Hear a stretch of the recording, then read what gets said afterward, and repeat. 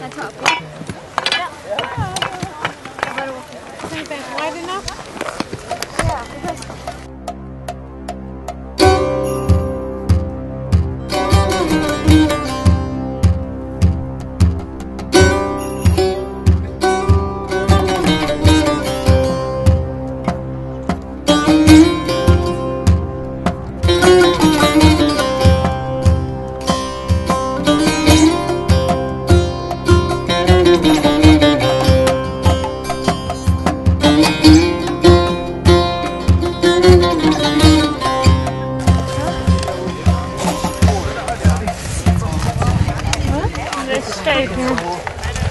He arrived late at night at the airport.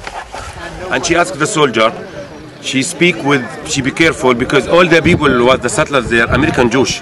From Chicago, I speak with many. From Chicago, from Washington. What she said, she asked the soldier this time and the army, if you don't bring all the European garbage from here, I am do it.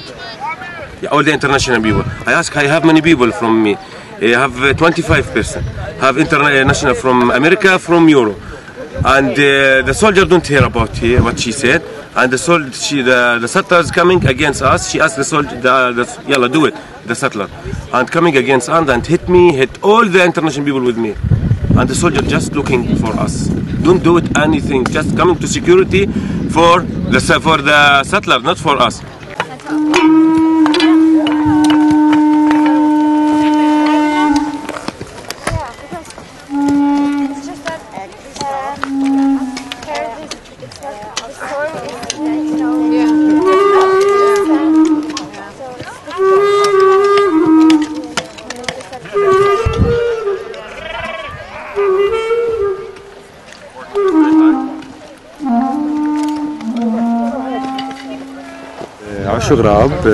The lands here belong to people from Bethlehem.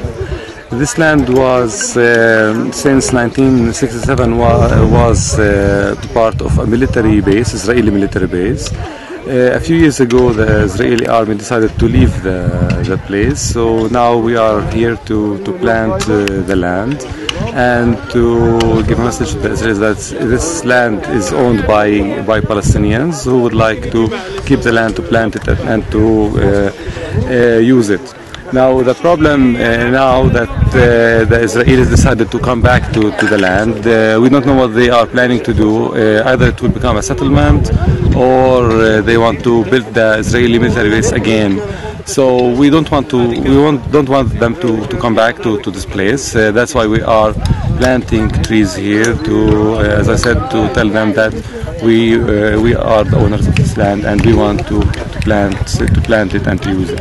Hebron is an area that was controlled during the 60s of the last century by the Jordanian army. It was used like a storage for the Jordanian army, and once the war of 1967 took place, the Israeli army took over the site, and since then until the 2006, the Israeli army built a military base that was expanded from time to time until they reached a point to use it during the Second Intifada as a place where they can send soldiers, tanks to the surrounding areas to confront the Palestinian actions during that time. I remember in October, November and December 2000 and 2001 and even 2002, the neighborhood was shelled. Many houses were partially or fully demolished and destroyed, including one of the YMCA buildings, actually, the building that, or the premises that we are in now. One of the roofs of that building was fully destroyed by the shelling from that military base.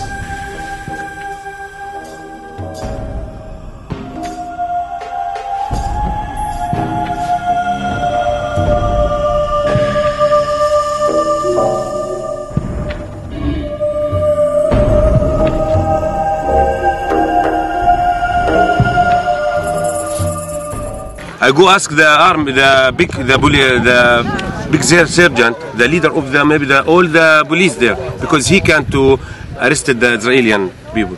I asked the police, I know who is hit me by the big stone in my back. I arrested him. He said, well, can you come tomorrow in my office in Gush Hatzion and you write report? I said, you joke? From where I get his name?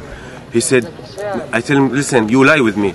If I push anyone from the settlers like this, you arrested me now. He said, oh, very good, very nice, you understand. Yalla, bye-bye. This is the answer of the big sergeant of the police here was last year. And since, I would say, 2008, a settler movement called Women in Green started to come every Friday, or every other Friday sometimes, to celebrate there, to pray there, pretending that this is called Shdima, which is something mentioned in the Old Testament, in the Torah, and trying to grab this land as it's a biblical area for the Jews. It belongs to the Jews, and it's written in the Old Testament, in the Torah, and that's why there were certain attempts by the Palestinian local residents to react against these settlers' movements and these settlers' activities, who wanted actually to settle clearly in that area. Because if you visit their website, which is womeningreen.org, you will see that their plan is to come to this area to build a settlement in that area, because they pretend that this is a Jewish place, a biblical Jewish place.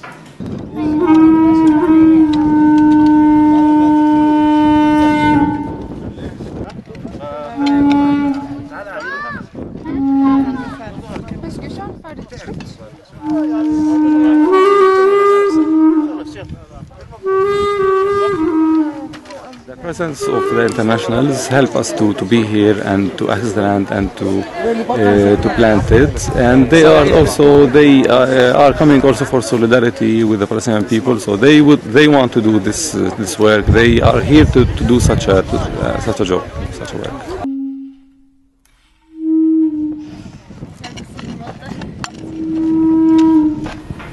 So since then, we tried with the municipal council, with the organizations in Beit Sahur, with key figures from the society to discuss. We were brought together to discuss what shall be done so as to prevent the settlers from building a settlement here.